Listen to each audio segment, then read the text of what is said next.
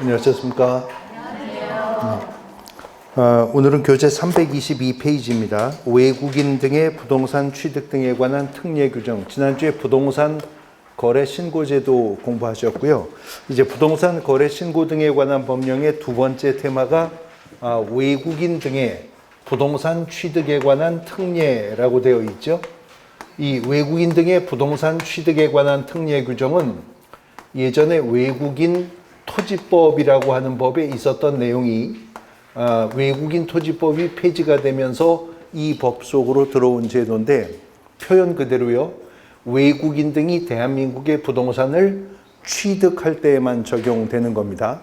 이미 보유하고 있던 부동산을 매각, 양도하는 것은 이 특례 규정에 적용이 없고, 외국인이 대한민국의 부동산을 취득할 때에만 이 특례 규정에 적용을 받는데, 부동산 거래 신고 등에 관한 법률은 국내법이죠. 그런데 특이하게 이 특례 규정은 외국인 등에게만 적용이 되는 규정이거든요. 그러면 이 특례 규정에 적용을 받는 외국인 등이 누구냐 하는 문제, 그 특례 규정의 적용 대상의 범위를 설정해야 되는데요. 법에서 말하고 있는 외국인이기 때문에 일단은 국적을 기준으로 판단을 한다는 거죠. 그래서 대한민국 국적을 보유하지 않은 개인이 특례 규정의 적용의 대상이 될 것입니다. 근데 법에서 말하는 사람이라고 하는 것은 우리와 같은 자연인도 있지만 법인도 있는 거죠. 권리의 주체 중에는. 그래서 법인 중에는 외국 법령에 근거해서 설립된 법인이나 단체라면 특례 규정의 적용을 받을 것인데, 그렇지 않은 법인이나 단체라 하더라도 자본금이나 의결권에 혹은 임원이나 사원 또는 구성원의 반액이나 반수 이상이 대한민국 국적을 보유하지 않은 개인에게 속해 있는 법인, 단체, 심지어 국제기구까지도 이 특례 규정에 적용을 받게 된다는 거죠. 이 외국인 특례 규정은요, 매년 한 문제씩 고정적으로 출제가 되는데, 빠짐없이 출제가 되는데, 많이 나오는 해도 없지만 안 나오는 해도 없어요. 꼬박꼬박 한 문제가 고정 출제가 되는데, 투자 대비 효과 측면에서 가성비가 아주 좋은 단원이에요. 간단한 부분인데 한 문제가 꼬박꼬박 출제되니까. 외국인 등이 대한민국의 부동산을 취득할 때 특례 규정의 원칙은 신고제입니다. 외국인이 대한민국의 부동산을 취득한 사실을 신고해야 된다라고 하는 제도인데, 신고를 어떻게 해야 되는가에 대해서는 그 취득한 원인에 따라서 일단 양분을 하고 있어요. 계약을 원인으로 취득을 한 것이냐, 아니면 계약 외의 원인으로 취득한 것이냐, 이렇게 해서 양분을 해서 외국인이 대한민국의 부동산을 계약을 원인으로 취득을 했다면 계약 체결일로부터 60일입니다.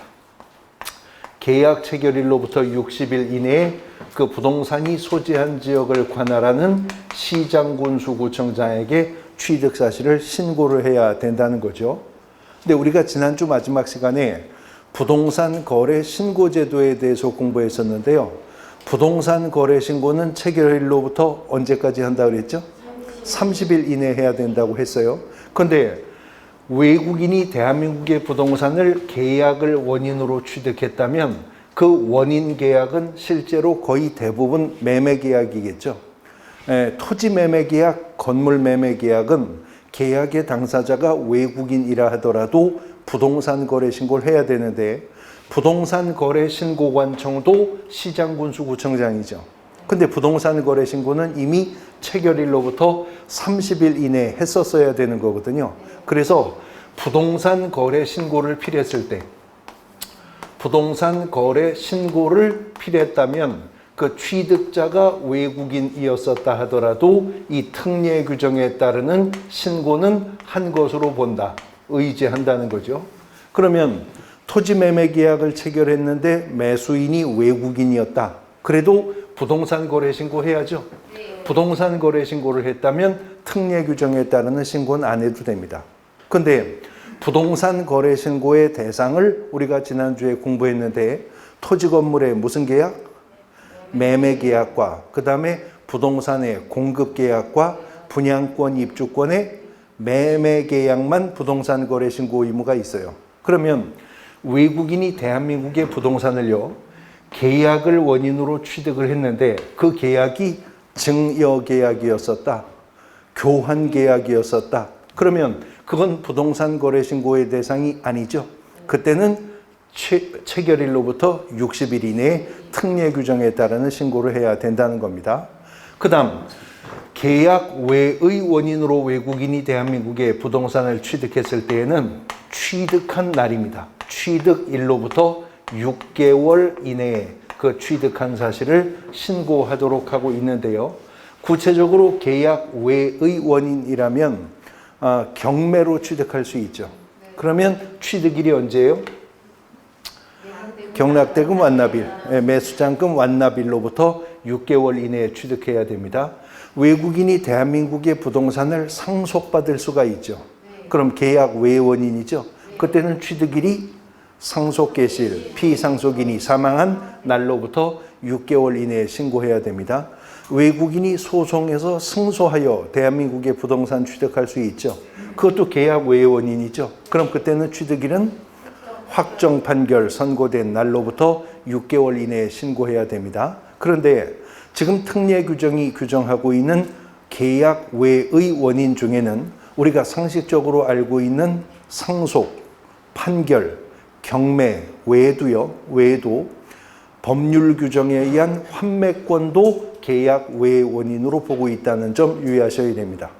우리가 민법에서 공부할 때 환매는 매매에 부속하는 개념으로 공부하기 때문에 환매권, 그러면 언뜻 계약 원인이라고 연상하기 쉬운데 법률 규정에 의한 환매권의 행사는 계약 외의 원인이므로 60일 이내가 아니라 6월 이내에 신고해야 됩니다.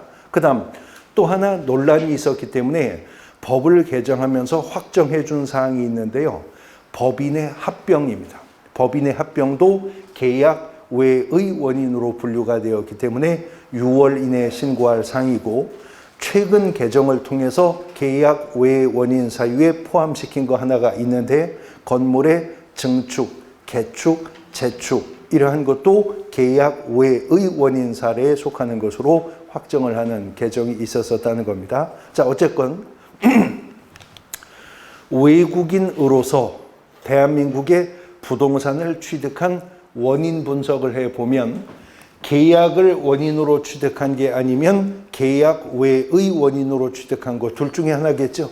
이거 아니면 저거고 저거 아니면 이거일 거예요. 근데 문제는 대한민국 국민이 대한민국의 부동산을 보유하고 있는 상태에서 어느 날 대한민국 국적을 포기하고 외국 국적을 취득하는 경우 있을 수 있겠죠. 원래는 대한민국 법령에 근거해서 설립된 법인이었었는데 이 법인이 M&A, 구조조정, 인수합병 과정에서 자본금 50% 이상이 외국인에게 넘어가거나 임원의 50% 이상이 대한민국 국적을 보유하지 않은 개인에게 넘어가는 문제가 생길 수 있겠죠. 이런 부분이 통계에서 누락되어서는 안 되기 때문에 그렇게 국적 변경의 문제가 있어서 외국인이 되었음에도 한국인이었을 때 보유하고 있던 토지를 처분하지 않고 계속 보유할 것이라면 그런 국적 변경일을 기준으로 하여서 6개월 이내에 그 계속 보유 사실을 신고하도록 하고 있습니다. 자, 외국인 특례 규정의 원칙은 신고제라고 하는데 신고해야 되는 기간은 보니까 원인이 계약일 경우에만 60일 이내고 그 외에는 6월 이내에 신고하도록 하는 거죠. 이러한 신고제는요, 단속 규정에 불과하기 때문에 기간 내에 신고하지 않았다고 해서 토지 취득, 건물 취득의 유무효를 다투진 않고 60일 이내에 신고해야 될 의무 위반인 계약 원인이었을 경우에는 300만 원 이하의 과태료 처분 사유에 속하는 것이고요. 6월 이내에 신고해야 될 두 의무 위반에 대해서는 둘 다 100만 원 이하의 과태료 처분 사유에 속하는 것이 원칙입니다. 원칙입니다. 항상 원칙이라는 말은 예외가 있다는 것이잖아요. 그래서 외국인이 대한민국의 부동산을 취득할 때 이러한 신고만으로는 취득할 수가 없고요. 사전에 시장군수구청장의 허가를 받아야만 부동산을 취득할 수 있는 일부 구역과 지역들이 설정되어 있다는 것입니다. 그래서 외국인이 허가받아야만 취득할 수 있는 구역과 지역이 교재 328페이지 328페이지 중간에 박스가 있죠. 그 박스 안에 있는 구역과 지역이 외국인이 사전에 허가받아야만 취득할 수 있는 대상 지역인데요. 첫 번째는 군사기지 및 시설보호법상의 군사기지 및 시설보호구역에 속해 있는 토지는 외국인이 허가를 받아야만 취득할 수 있습니다. 두 번째는 군사기지 및 시설보호구역이 아니라 하더라도 국방 목적을 위해서 필요하다라고 하는 판단이 있어 국토교통부 장관, 국방부 장관, 중앙관계행정기관의장이 협의해서 정한 일부 섬지역들, 모든 섬지역이 아니라 국방 목적에 의해서 필요한 일부 섬지역들, 연평도, 백령도 이런 데가 여기에 속하게 될 것입니다. 그 다음에 세 번째는 문화재보호법상 지정문화재 보호물과 그 보호구역에 속하는 토지입니다. 또 네 번째는 자연환경보존법상의 생태경관 보전지역이요. 생태경관 보전지역. 그리고 다섯 번째는 야생생물보호법상의 야생생물 특별보호구역입니다. 이러한 구역이나 지역에 속하는 토지라면 외국인이 취득하고자 할 때는 미리 허가제는 사전 허가입니다. 미리 시장군수구청장에게 허가 신청을 해야 된다는 거죠. 그러면 시장군수구청장은 그러한 구역이나 지역에 속해 있는 토지를 그 외국인이 취득하는 것이 허가구역 지역 지정 목적 달성에 지정을 주지 않는지 여부를 판단해서 허가 또는 불허가 처분을 내리는 것이고, 허가받지 않고 이런 지역에서 부동산 취득을 하게 되면 이건 효력 규정이에요. 아까 60일 이내 6월 이내 신고하지 않았다고 해서 부동산 취득의 유무효를 다투게 되지는 않는다고 했었죠. 그러나 허가 대상 지역에서는 효력 규정의 성격을 갖기 때문에 허가받지 않은 취득 계약은 무효가 됩니다. 무효가 되고 2년 이하의 징역 또는 2천만 원 이하의 벌금이라고 하는 행정형벌. 아까 신고 대상 지역에서는 신고하지 않았다 하더라도 300만 원 이하, 100만 원 이하의 과태료 처분에 불과했었잖아요. 근데 허가구역 지역에서 허가 의무 위반은 형벌입니다. 2년 이하의 징역 또는 2천만 원 이하의 벌금형입니다. 근데 지금 제가 판서에서 나열해 놨는데 미리 허가받았어야만 취득할 수 있는 구역이나 지역이 오지선다형 시험문제 지문에 그대로 지문화될 수가 있겠죠. 그러니까 이 지역 중에서 하나를 슬쩍 빼고 여기다가 전통사찰보존법상의 전통사찰의 대지 이런 것 중에 하나 갖다 슬쩍 끼워서 다음 중 외국인이 허가받아야만 취득할 수 있는 대상 구역은 아닌 것은 이렇게 출제되기도 하고요.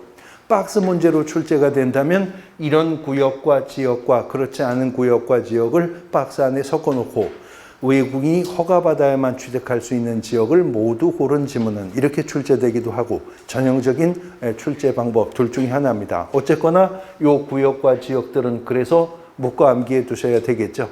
자, 그런데 이제 바로 이어지는 부동산 거래 신고 등에 관한 법령의 마지막 테마인 토지거래 허가라는 제도가 남아 있는데요.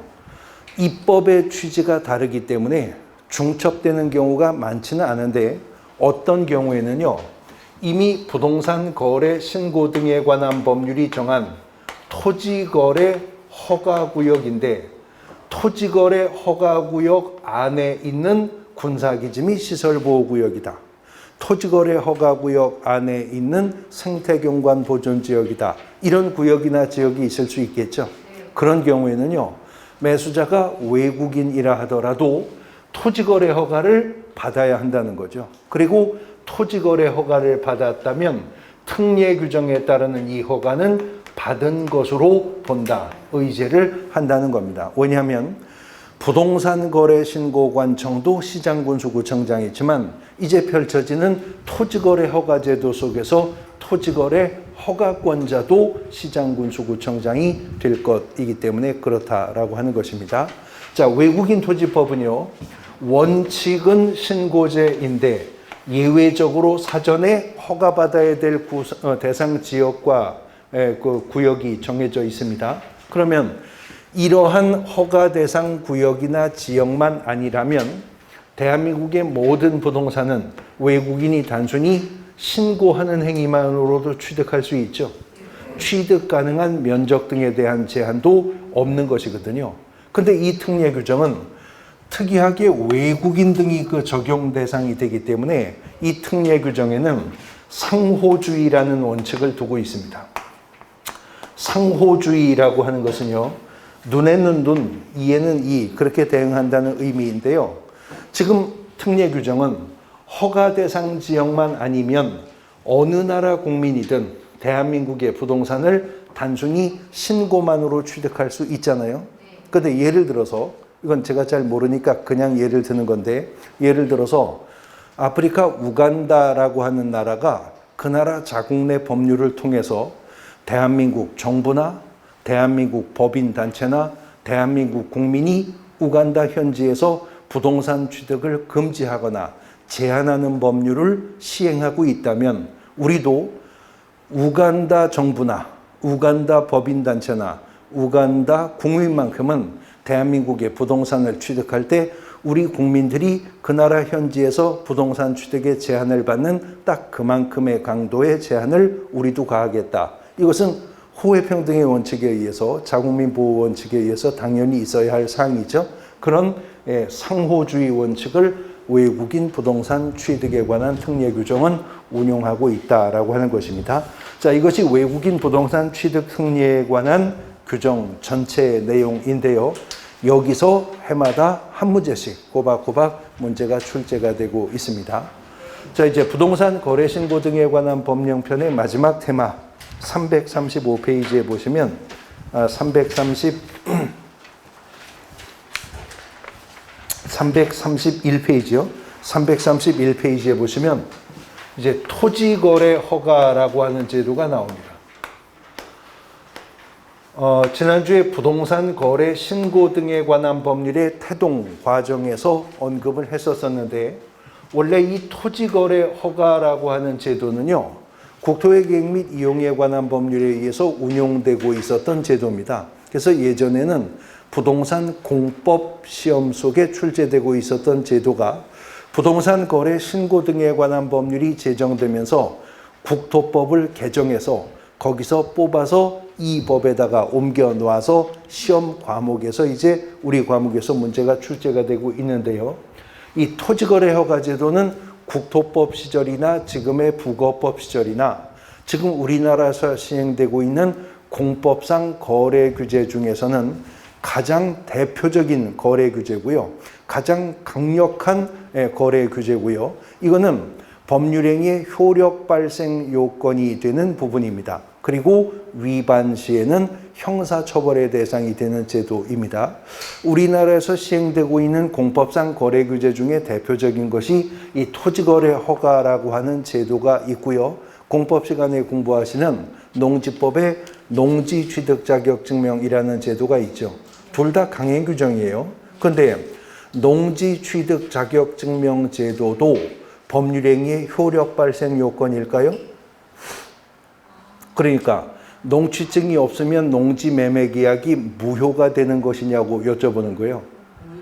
무효는 아닙니다. 그러니까 농취증도 공법상 거래 규제이기는 하지만 법률행위 효력 발생 요건은 아니어서 시구면자에게 농지 취득 자격 증명 발급받지 못했다고 해서 농지 매매 계약 자체가 무효가 되는 건 아닌 거죠. 단 소유권 이전 등기 청구할 때 농취증이 필수 첨부 서면이 될 뿐입니다. 그런데 토지거래 허가라고 하는 제도는요, 강행 규정일 뿐만이 아니라 법률행위의 효력 발생 요건이어서 토지거래 허가 대상 토지에 대한 거래가 사전에 허가가 없었다면 그 계약은 무효가 돼 버린다는 거죠. 단 허가받지 않은 계약은 무효이기는 한데요, 유동적 무효 상태입니다. 다시 말해서 후일 허가를 득하게 되면 계약은 소급해서 유효가 될 것이라는 거죠. 그러나 계약을 체결할 당시에 아예 토지거래 허가를 잠탈할 목적으로 계약 당사자가 허가받지 않을 목적으로 계약이 체결된 것이 입증된다면 그 계약은 확정적 무효가 되게 될 것입니다. 그런데 이런 토지거래 허가 제도는요, 토지거래는 다 허가를 받아야 한다는 제도가 아니라는 거죠. 우리가 지난주에 공부했었던 부동산 거래 신고 제도는요, 부동산 거래 신고 지역이라고 하는 거 없었죠? 부동산 거래 신고해야 할 부동산의 면적 같은 것도 없었어요. 또 부동산 거래 신고해야 될 거래 금액 기준도 없었습니다. 그냥 토지 건물 매매 계약 체결되면 어느 지역에 어떤 면적에 얼마 가격으로 거래가 되었든 무조건 부동산 거래 신고해야 된다고 했었죠.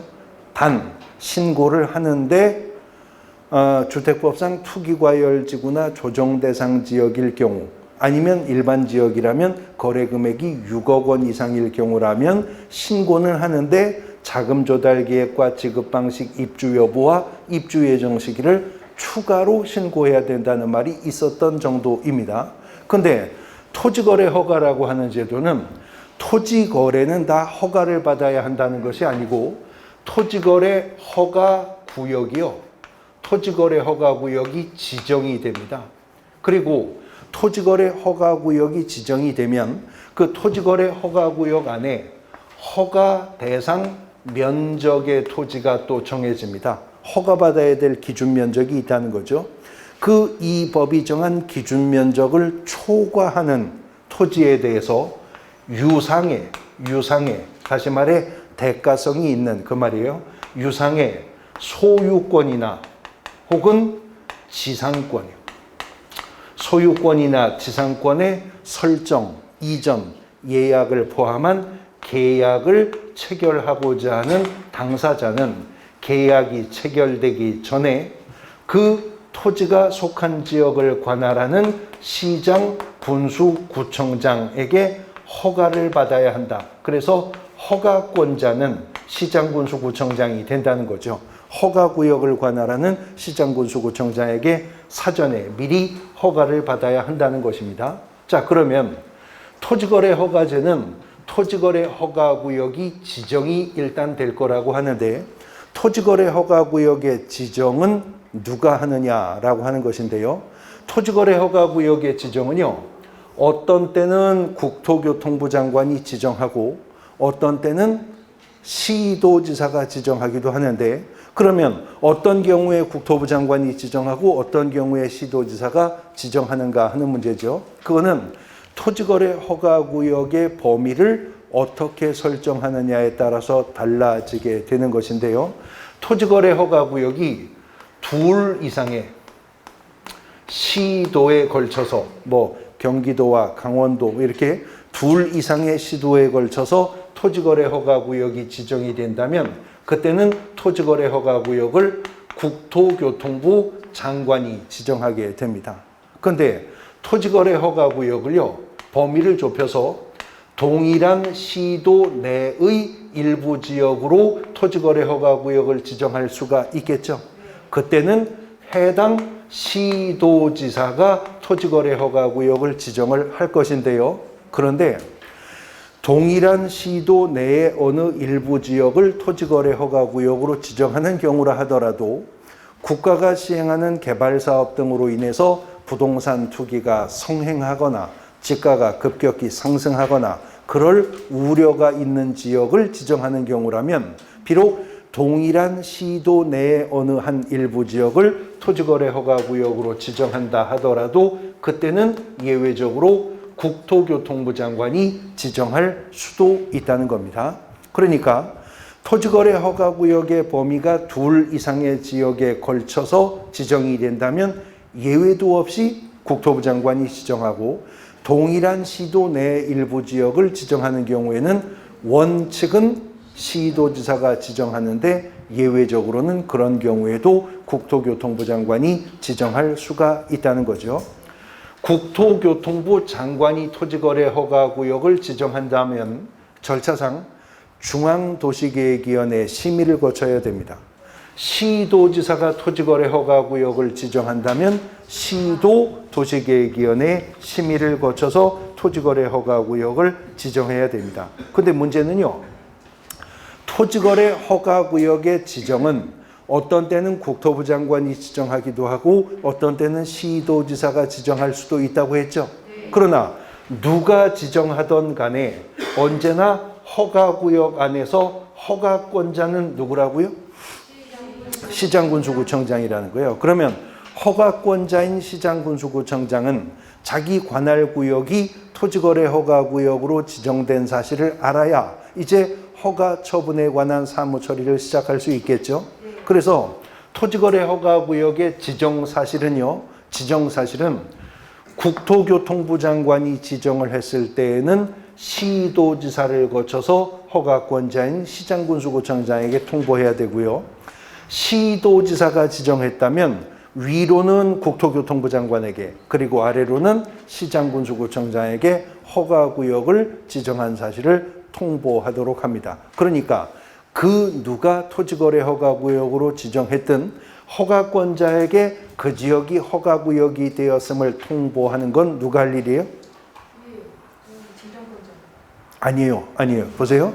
국토부 장관이 지정했을 때는 시도지사에게 통보해서 시도지사가 다시 통보해 주는 거고요. 시도지사가 지정했을 때는 국토부 장관에게 보고하고 시도지사에게 통보하니까 토지거래 허가구역 지정사실 통보는 시도지사가 시장군수구청장에게 통보해 주는 거죠. 그러면 통보를 받은 시장군수구청장은 334페이지 보세요. 334페이지의 3번인데 공고 내용의 통지를 받은 시장군수 또는 구청장은 지체 없이 그 공고 내용을 허가구역을 관할하는 누구에게? 등기소회장에게 통지해야 되고요. 지체 없이 그 사실을 7일 이상 공고하고 그 공고 내용을 15일간 일반이 열람할 수 있도록 하여야 한다는 겁니다. 이런 토지거래 허가구역은 5년의 범위 내에서 허가구역으로 5년 이내의 범위 내에서 허가구역으로 지정을 하는 것인데 토지거래 허가구역의 효력은 지정을 공고한 날로부터 5일 후에 지정을 공고한 날로부터 5일 이내에는 그 효력이 발생하는 것이기 때문에 지정이 공고된 날로부터 5일 후부터는 허가구역 안에 허가 대상 면적의 토지에 대한 대가성 있는 소유권 지상권의 이전, 설정, 예약을 포함한 계약을 체결하고자 하는 자는 시장군수구청장에게 그 사실을 통보해 주어야 한다는 겁니다. 그러면 토지거래 허가 신청은 시장군수구청장에게 하는데 누가 하느냐? 요 계약을 체결하고자 하는 계약 체결의 당사자가 계약 체결되기 전 시장군수구청장에게 토지거래 허가 신청을 하게 될 거라는 거죠. 단 허가구역이라 하더라도 허가 대상 면적에 이르는 토지일 경우에 허가받아야 된다고 그랬죠. 2페이지 넘어가서 337페이지에 보시면 중간에 허가 대상 기준 면적의 표가 있습니다. 그런데요, 지금 보고 계시는 그 면적을 초과하는 경우에 허가 대상이 됩니다. 지금 보고 계시는 면적 이상이 아니라 초과한다면 허가 대상 면적이 된다는 거죠.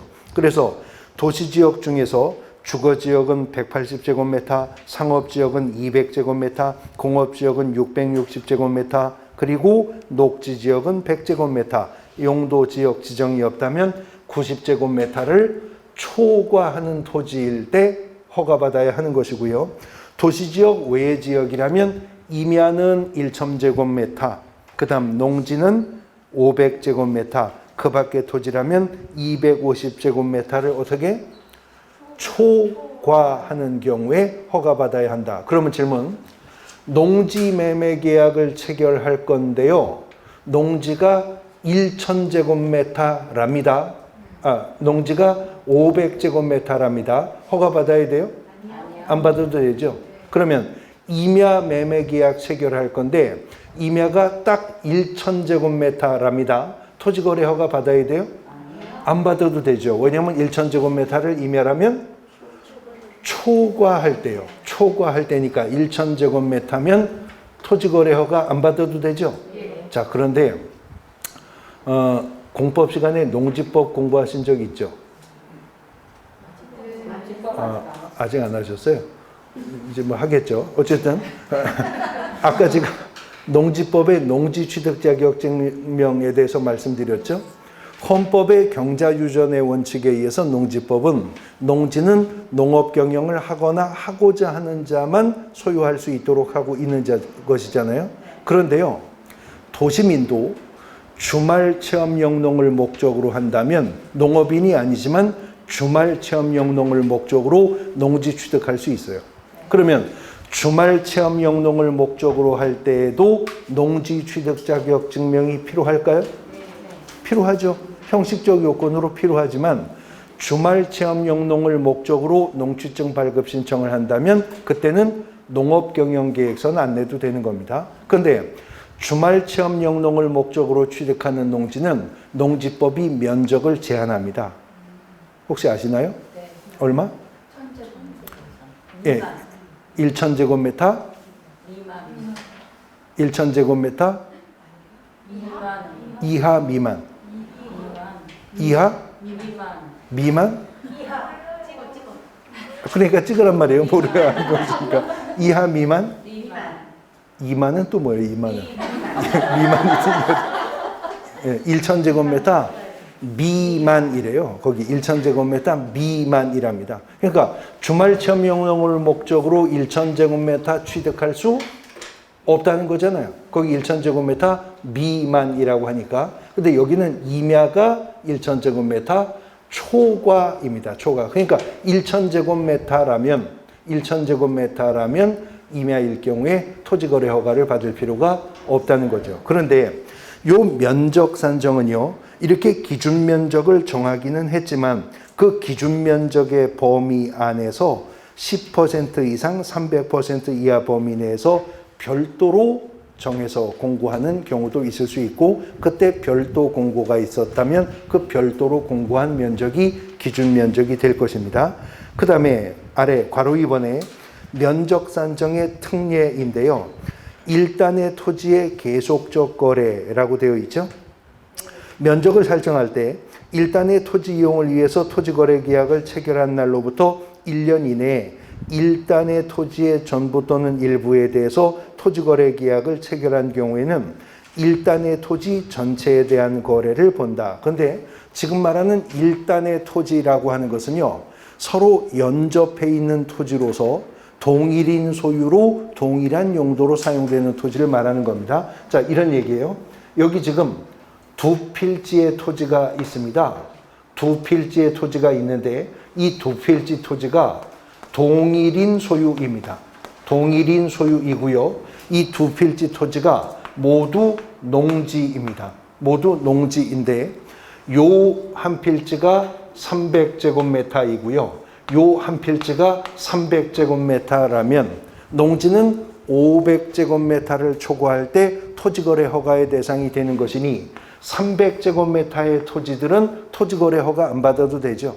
근데 두 토지가 동일인 소유이고요. 두 토지가 연접되어 있고 동일한 용도로 사용하고 있는 토지라면 이 토지 거래하고 나서 1년 이내에 이 토지를 거래했다면 300 플러스 300, 600으로 판단해 500제곱미터를 초과하고 있기 때문에 요거는 토지거래 허가 대상이 되는 것으로 판단을 하겠다라고 하는 거죠.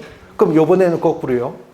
한 필지의 농지가 있는데 이 한 필지 농지가 600제곱미터랍니다.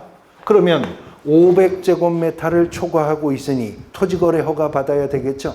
근데 요 600제곱미터의 한 필지 농지가 토지거래 허가구역으로 지정이 되니까 토지거래 허가구역으로 지정된 후 분필을 하는 거예요.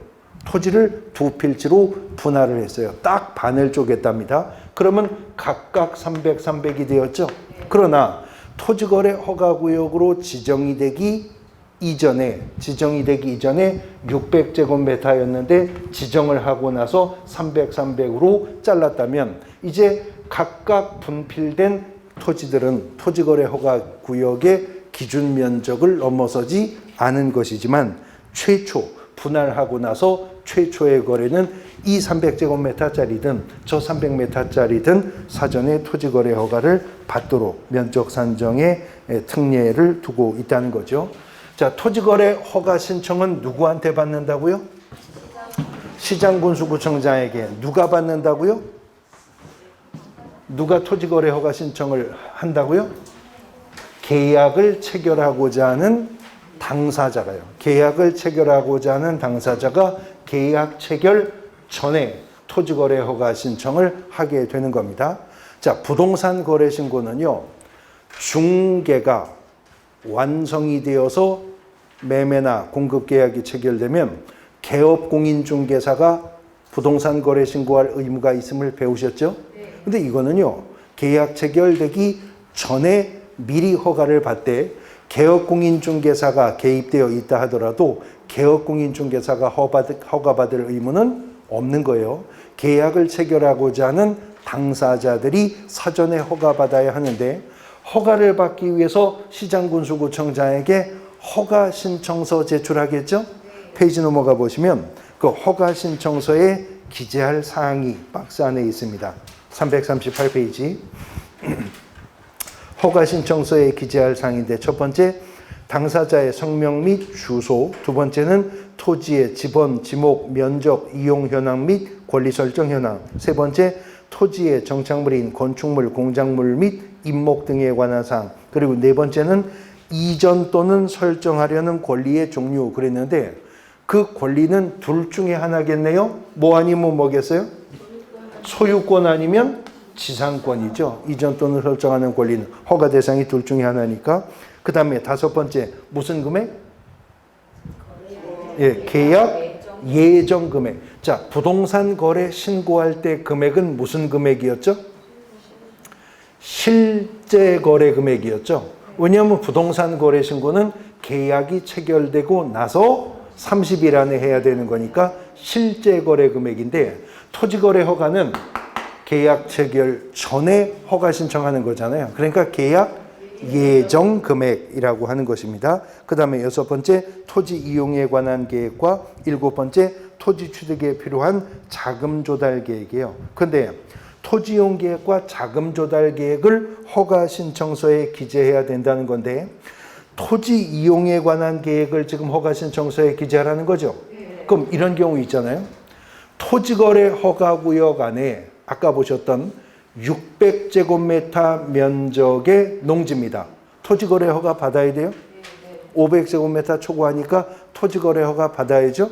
토지거래 허가 받았거든요. 그런데 600제곱미터 농지 매매 계약 전에 토지거래 허가를 받았어요. 부동산 거래 신고 또 해야 됩니까? 해야 된다 그랬어요.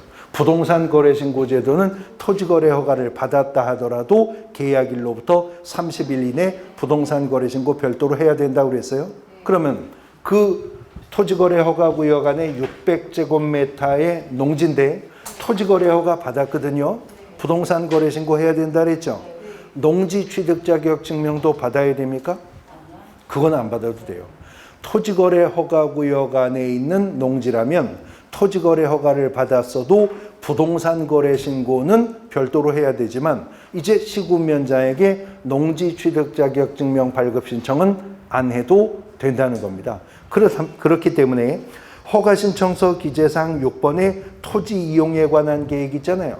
근데 그 토지가요, 계약하려는 토지가 농지였었다면 이 토지 이용 계획은 농업경영계획서를 여기에 첨부해서 제출하라는 거죠. 그 다음 마지막으로 자금 조달 계획도 허가 신청서에 기재하래요. 질문. 부동산 거래 신고할 때도 자금 조달 계획을 신고해야 했었나요? 부동산 거래 신고 시 자금 조달 계획과 지급 방식은 항상 신고하는 것은 아니고 주택법상 투기 과열 지구나 아니면 조정 대상 지역에 있는 주택이거나 아니면 그렇지 않은 지역은 실거래 가격 6억 원 이상일 경우에만 신고하는 것이죠. 근데 토지거래 허가는요, 허가구역 자체가 부동산 투기가 성행하거나 지가가 급격히 상승하거나 그럴 우려가 있는 대상 지역을 선별하여 지정을 한 것이기 때문에 토지거래 허가 신청서에는 언제나 자금 조달 계획도 첨부가 되어 있도록 하고 있는 겁니다.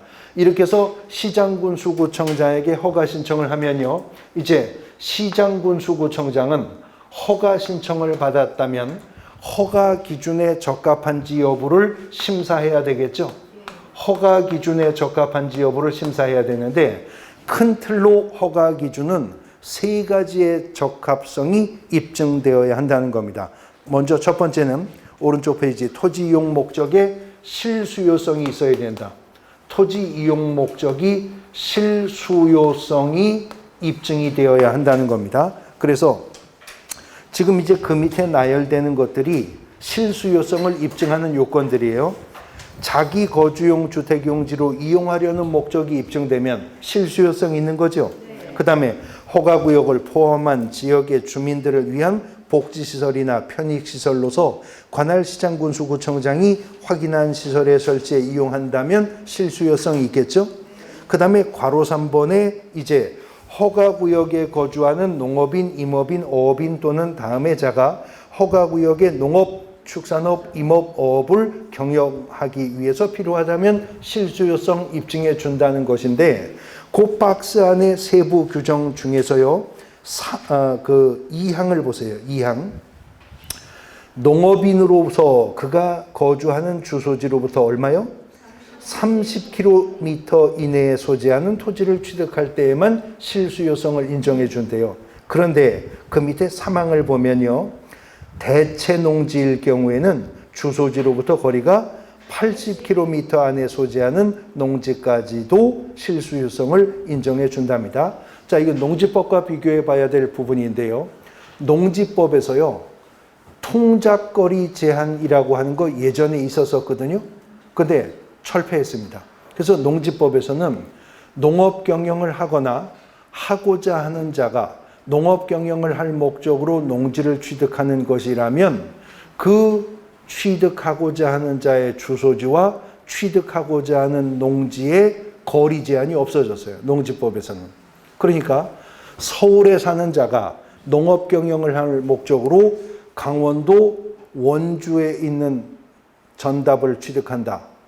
한 150km 정도 되거든요. 그 정도 거리면 그래도 취득할 수 있습니다. 통작거리 제한이 없어졌으니까. 농지법에서는 통작거리 제한이 없어졌는데요. 토지거래 허가구역 안에서 허가 대상 면적의 농지의 목적의 실수요성을 입증하려면 그 취득하고자 하는 농지가 원칙은 주소지로부터 얼마? 30km 안에 있는 농지여야 실수요성을 인정할 건데, 원칙은 30km 이내지만 대체 농지일 경우라면 거리를 조금 더 인정해서 80km 이내까지로 인정해 주게 될 것이다 하는 겁니다. 그 다음에 페이지 넘어가 보시면 두 번째, 이용 목적이 적합해야 됩니다. 목적이 실수요성이 있어야 될 뿐만이 아니라 이용 목적이 적합해야 된다는 거죠. 그리고 세 번째는 그 면적이 또 적합해야 됩니다. 취득하고자 하는 면적이 적합하여야 한다는 거예요. 이런 허가의 기준을 모두 갖추었는가 여부를 시장군수구청장은 확인해서 민원 처리의 규칙에 관한 그 정한 범위 내에서, 그게 구체적으로 15일인데 15일 이내에 허가권자는 허가 처분을 하거나 아니면 불허가 처분을 하거나 아니면 그 토지가 만일 선매가 이루어지는 경우라면 선매 협의가 진행 중인 사실을 통지해 주어야 한다는 거죠. 이 선매라고 하는 것은요, 두 가지 중에 한 가지 원인으로 선매가 이루어지는데, 공익사업용 목적을 확보하기 위해서 미리 선매할 자를 지정해서 그 토지를 선매하는 경우가 있고요. 그 다음에 또 하나의 경우는 토지거래 허가를 받았으면 허가받은 목적대로 일정 기간 이용해야 될 의무가 있거든요. 허가는 받았는데 허가받은 목적대로 이용하고 있지 않던 토지를 다시 처분하고자 허가 신청을 하면 그때 선매가 이루어질 수 있어요. 그래서 토지거래 허가 신청이 들어오면 시장군수구청장은 허가 처분을 하거나 불허가 처분을 하거나 선매 협의 절차가 진행 중인 사실을 통보해 줘야 한답니다. 언제까지? 15일 이내. 근데 요 민원 처리에 관한 규칙이 정한 기간인 15일 이내에 허가권자인 시장군수구청장이 허가 처분도 안 하고 불허가 처분도 안 하고 선매 협의 사실 통지조차도 안 한다면 그 기간이 끝난 다음 날에 이 길에 허가가 있는 것으로 간주가 된다는 거죠. 그때는 허가증을 발급을 해야 한다는 겁니다. 이제 토지거래 허가 신청을 했다가 허가나 불허가 처분을 받은 자는 이 처분에 대해서 1개월 이내에 이의 신청을 할 수가 있고요. 만일 불허가 처분을 받게 되었다면 불허가 처분일로부터 1개월 이내에 불허가 처분을 받은 자가 매수 청구를 할 수 있습니다. 허가 안 해줄 거면 이 땅을 그러면 사달라 매수 청구를 할 수가 있다는 거죠. 이렇게 해서 매수 청구를 하게 되면 허가권자는 매수할 자를 지정해서 그 토지를 매수케 해야 되는데 이때 불허가 처분을 받은 자가 매수 청구를 하여서 그 토지를 매수케 하게 될 때 매수 가격은 공시지가를 기준으로 하여서 매수케 하게 할 것이라는 거죠. 그런데 아까 공익사업용 토지를 확보하기 위해서라거나 허가를 받고도 허가받은 목적대로 이용하지 않던 부동산을 다시 처분하고자 신청을 한다면 선매협의가 이루어질 수 있다 그랬죠. 선매협의가 이루어질 때요. 선매 가격은 감정인이 감정한 감정 가격을 기준으로 하여서 선매 가격을 결정하게 된다고 하네요. 불허가 처분이 떨어졌을 때 매수 가격은 공시지가 기준으로, 선매 협의가 이루어질 때 선매 가격은 감정 가격을 기준으로 한다. 요것도 지문 속에서 자주 또 뒤바뀌는 부분이기 때문에 유의를 하셔야 될 겁니다. 그 다음 허가 처분을 받았다면 이제 허가증이 교부가 되겠죠. 그러면 토지거래 허가를 받은 자는요, 허가받은 목적대로 토지를 이용해야 될 의무가 발생하는데, 토지거래 허가구역은 길어봐야 5년 이내의 범위 내에서 토지거래 허가구역이 지정이 된다 그랬죠. 그래서 허가받은 목적대로 이용해야 될 기간은 5년 이내의 범위 내에서 이제 일정 기간 허가받은 목적대로 이용해야 되는데, 어떤 때는 2년, 어떤 때는 4년, 어떤 때는 5년입니다. 자, 허가받은 목적대로 이용해야 되는 그 이용 기간을 살펴보도록 할 건데요. 346페이지 보시면 346페이지에 보시면 괄호 2번에 이용 기간이 있죠. 토지거래계약 허가를 받은 자는 얼마? 5년 이내 범위에서 다음이 정하는 기간에 그 토지거래 허가받은 목적대로 이용해야 된다. 근데 박스 안에 보니까요, 5년 이내의 범위라고 하는데 2년이 있죠? 4년이 있죠? 그리고 5년이 있잖아요. 근데 보면 1항 자기 거주용 주택용지로 이용하는 목적으로 허가를 받았다면 얼마? 2년간. 그 다음에 두 번째, 허가구역을 포함한 지역의 주민을 위한 복지시설, 편익시설로 관할 시장군수구청장이 확인한 시설의 설치에 이용하려는 경우도 얼마? 2년. 그 다음에 세 번째, 허가구역에 거주하는 농업인, 임업인, 어업인 또는 대통령령으로 정한 자가 허가구역에서 농업, 축산업, 임업, 어업을 경영하기 위해서 필요한 경우, 여기도 얼마? 2년. 자, 지금까지 계속 2년이잖아요. 그 다음에 사항을 보면 토지를 수용하거나 사용할 수 있는 사업을 시행하는 자가 그 사업을 시행하기 위해서 필요한 경우 얼마? 4년이고요.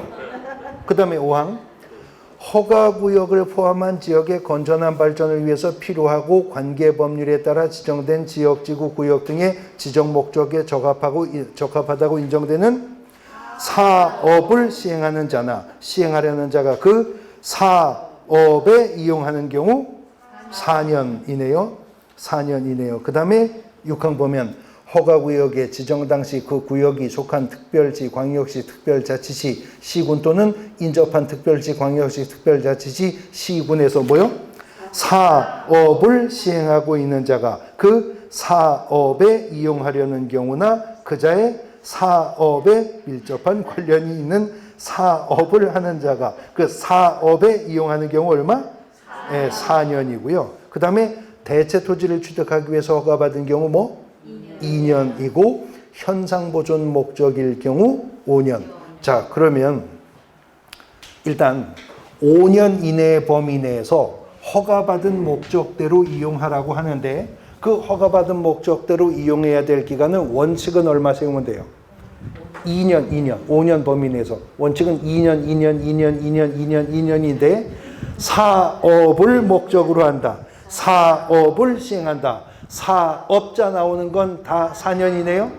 그리고 현상 보존은 5년. 이렇게 해서 5년 이내에서 2년, 4년, 5년의 구체적인 기간을 정해 두시면 될 것 같습니다. 이렇게 5년 이내 범위 내에서 2년 아니면 4년 아니면 5년을 허가받은 목적대로 이용해야 되겠죠. 근데 토지거래 허가를 받고도 허가받은 목적대로 이용하지 않는 자가 있을 수가 있잖아요. 그때에는 이행명령의 대상이 됩니다.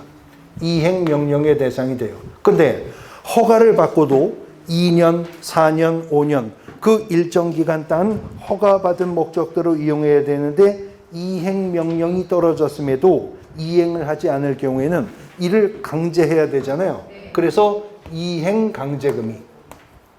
이행강제금을 허가받은 목적대로 이용하지 아니한 자에게 부과할 것이다 라고 하는 건데 이행강제금은요 토지 취득가액의 100분의 10 범위 안에서 이행강제금을 부과하되 구체적으로 100분의 10, 100분의 7, 100분의 5 이렇게 범위 내에서 이행강제금을 부과하되 이행강제금은 1년에 한 번씩 이행명령이 이행될 때까지 이행강제금을 부과한답니다. 그러면 100분의 10 범위 내에서 이행강제금을 1년에 한 번씩 부과하는데 언제까지? 이행이 될 때까지. 그럼 죽을 때까지 이행하지 않으면 죽을 때까지 부과해요? 그건 아니겠죠. 왜냐하면 토지거래 허가구역의 이용기간 방금 전에 봤잖아요. 길어봐야 얼마? 5년. 일반적으로는 2년이잖아요. 그러니까 그 이행기간 내에 그렇다는 것입니다. 단 이행명령 이행하기 전에 이미 부과된 이행강제금은 징수를 하되 이행명령을 받은 자가 명령을 이행하면 새로운 이행명령의 발행, 그 지급은 중지를 하도록 규정을 하고 있다라고 하는 것입니다. 토지거래 허가라고 하는 제도가 공법상 강력한 거래 규제 제도인데요. 2페이지 넘어가서 특례 규정을 보면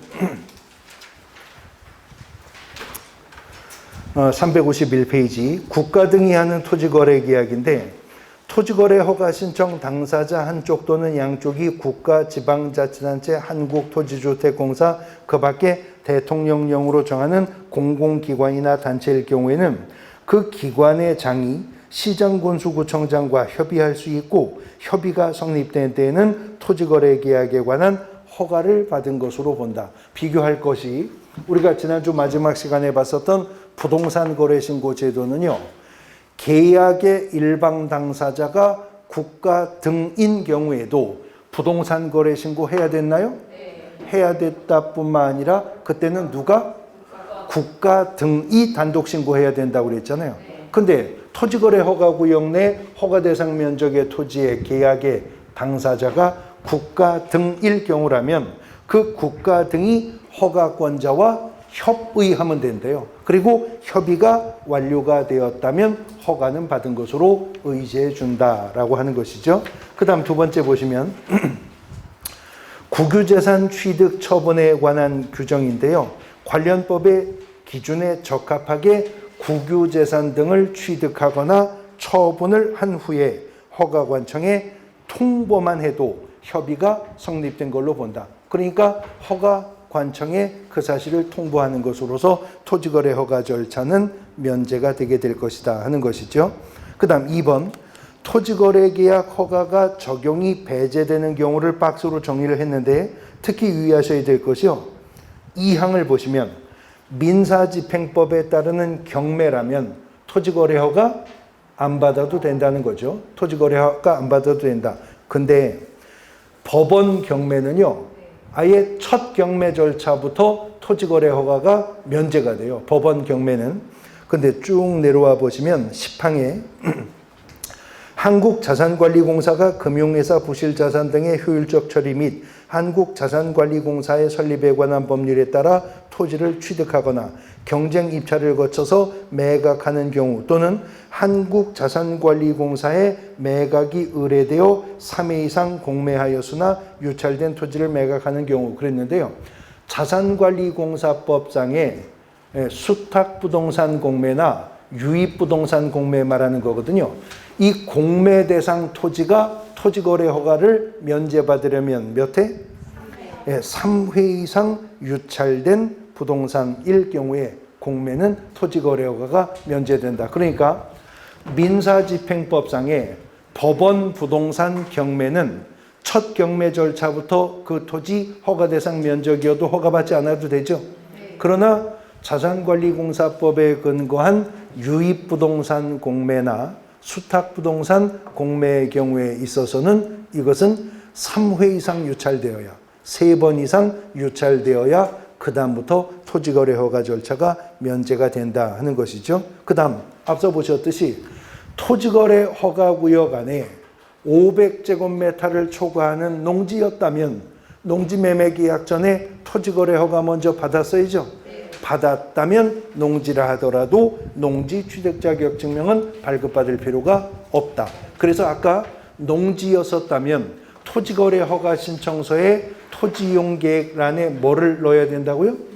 농업경영계획을 첨부해서 집어넣어야 된다고 했죠. 그 다음 토지거래 허가를 받았다면 매수인은 부특법 3조 1항에 따르는 검인은 받은 것으로 봅니다. 별도의 검인 절차를 밟지 않아도 된다 하는 것입니다. 자, 이제 페이지 넘어가서 부거법 기타 종합사항인데요. 공인중개사법에 신고 또는 고발했을 때 포상금 주는 제도가 있었죠. 다시 한번 정리해 보죠. 공인중개사법에서 신고 고발하면 포상금 주겠다는 대상행위가 있었어요.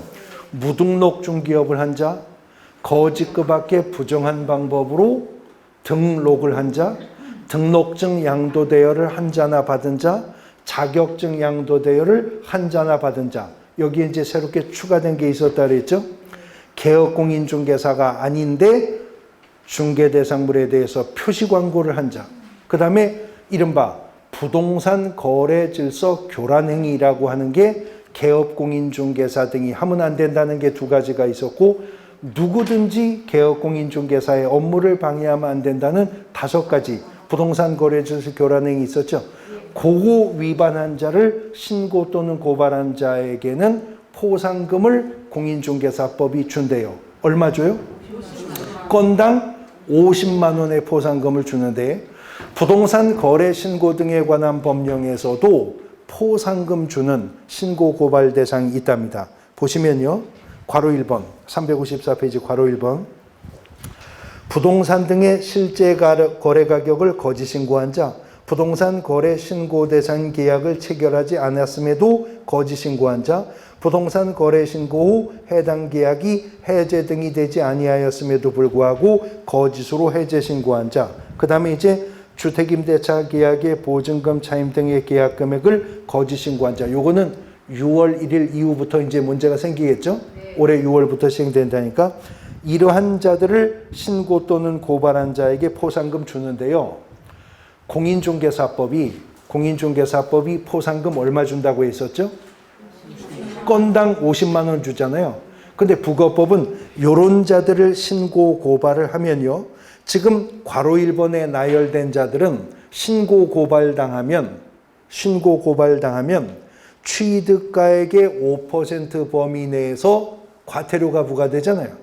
그러면 신고 고발한 자는 과태료가 확정되면 확정된 과태료의 20%를 신고 고발한 자에게 포상금을 준답니다.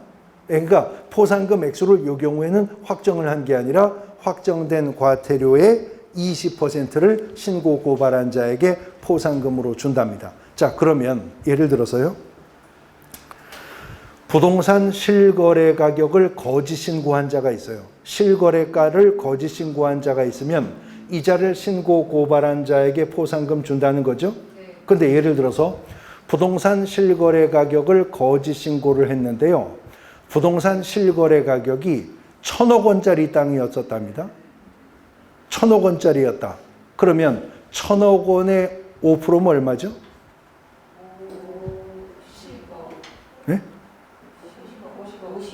50억. 50억. 1,000억 원의 5%면 50억이죠. 그러면 이 부동산 거래 신고를 거짓 신고한 자가 거래 가격이 1,000억짜리라면 과태료가 50억이 부과될 수 있죠. 그러면 50억 원의 20%면 얼마요? 50억 원의 20%면 10억이죠. 그럼 포상금을 10억을 준다는 거냐? 아주 그걸로 팔자 고치냐? 그래서 20% 해당 금액을 줄 건데 거래 가격 거짓으로 신고한 행위에 따르는 포상금 지급 한도액은 1,000만 원으로 한다. 그러니까 20% 줄 거지만 실거래가 거짓 신고한 자 신고 고발했다고 무조건 과태료 금액의 20% 다 주는 건 아니고 1,000만 원 지급 한도 내에서 과태료를 지급한답니다. 그 다음 괄호 2번에 토지거래 허가 의무 위반은 형사처벌의 대상이에요. 2년 이하의 징역 또는 취득가액의 30% 범위 내에서 벌금형의 대상이거든요. 징역이나 벌금형의 대상이 되니까 공인중개사법과 똑같은 소리 하는 거죠. 검사가 공소 제기했거나 기소유예 처분을 내렸다면 지급하는데 금액도 똑같이 50만 원 지급하게 될 것입니다. 그 다음 여기서 토지거래 허가를 받고도 2년, 4년, 5년 기간 내에서 허가받은 목적대로 이용해야 됐었죠. 이용하지 않으면 어떻게 된다고? 이행강제금이 부과된다고 그랬잖아요. 그래서 이행강제금이 부과가 확정되면 허가받은 목적대로 이용하지 아니한 자를 신고 고발한 자에게도 포상금을 줄 건데 이것도 금액은 공인중개사법과 같습니다. 50만 원의 포상금을 지급한답니다. 근데 차이점이요. 공인중개사법의 포상금 50만 원은 언제까지 준다 그랬죠? 지급 결정일로부터 1개월 이내에 준다 그랬어요. 공인중개사법의 포상금은 지급 결정일로부터 1개월 이내에 준대요. 근데 이 부거법상 포상금은요. 지급 신청서가 접수된 날로부터 2개월입니다. 2개월 이내에 포상금을 지급한다 하는 점에서 차이가 있습니다. 그 외 의무 위반에 따르는 제재들 묶어서 정리를 해 두었습니다. 자, 부거법 내용 정리해 보셨고 이제 중개 실무편 넘어가 봅니다. 쉬었다 보겠습니다.